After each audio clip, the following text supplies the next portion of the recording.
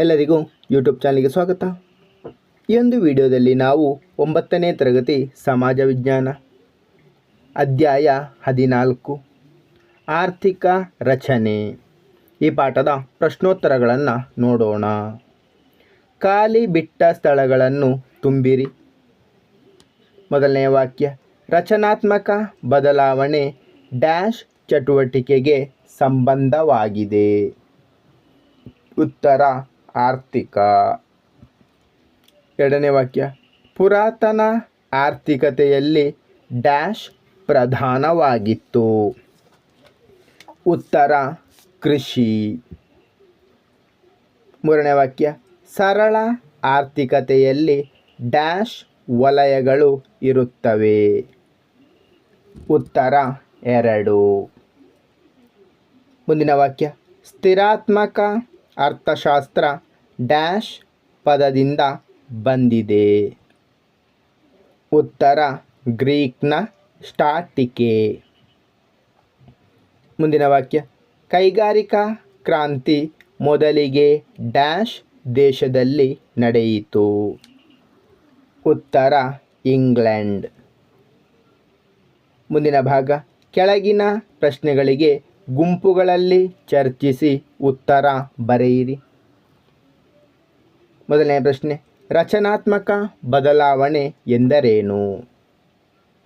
ಉತ್ತರ ಆರ್ಥಿಕ ಚಟುವಟಿಕೆಗಳಾದ ಕೃಷಿ, ಕೈಗಾರಿಕೆ ಮತ್ತು ಸೇವಾ ವಲಯಗಳಲ್ಲಿನ ಉತ್ಪಾದನೆಯ ಮತ್ತು ಉದ್ಯೋಗದ ಸ್ವರೂಪ, ಆದಾಯದ ಮಟ್ಟ, ತಂತ್ರಜ್ಞಾನದ ಬಳಕೆ ಮತ್ತು ಜೀವನ ವಿಧಾನಗಳಲ್ಲಾಗುತ್ತಿರುವ ಬದಲಾವಣೆಗಳನ್ನು ರಚನಾತ್ಮಕ ಬದಲಾವಣೆ ಎನ್ನುವರು.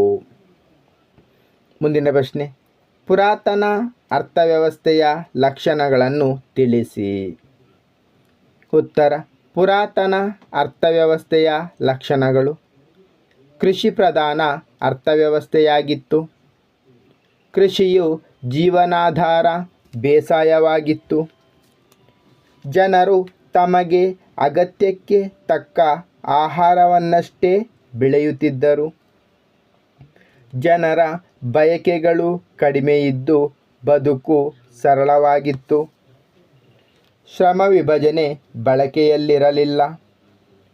ವಸ್ತು ವಿನಿಮಯ ಪದ್ಧತಿ ಬಳಕೆಯಲ್ಲಿತ್ತು.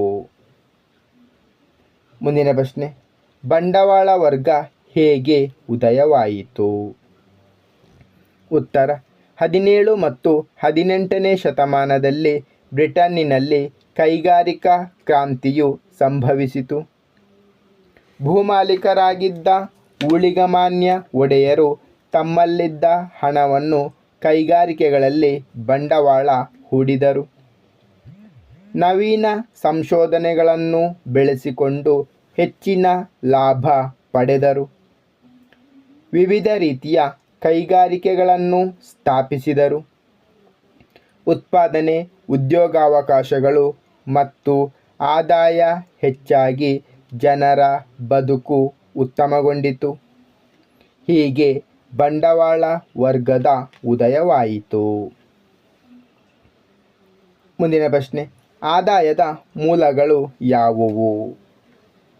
ಉತ್ತರ ಆದಾಯದ ಮೂಲಗಳು ಗೃಹ ಘಟಕಗಳು, ಉದ್ಯಮ ಘಟಕಗಳು. ಮುಂದಿನ ಪ್ರಶ್ನೆ, ಉದ್ಯೋಗದ ಮೂಲಗಳು ಯಾವುವು? ಉತ್ತರ ಉದ್ಯೋಗದ ಮೂಲಗಳು ಕೃಷಿ, ಕೈಗಾರಿಕೆ, ಸೇವಾ ವಲಯ.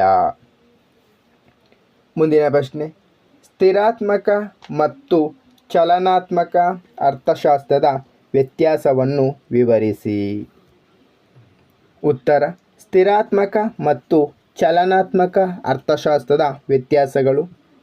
ಇದನ್ನು 2 ಕಾಲಮ್ಗಳಾಗಿ ಬರೆಯಿರಿ. ಸ್ಥಿರಾತ್ಮಕ ಅರ್ಥಶಾಸ್ತ್ರ. ಸ್ಥಿರಾತ್ಮಕ ಪದವು ಗ್ರೀಕ್ನ ಸ್ಟಾಟಿಕೆ ಎಂಬ ಪದದಿಂದ ಬಂದಿದೆ.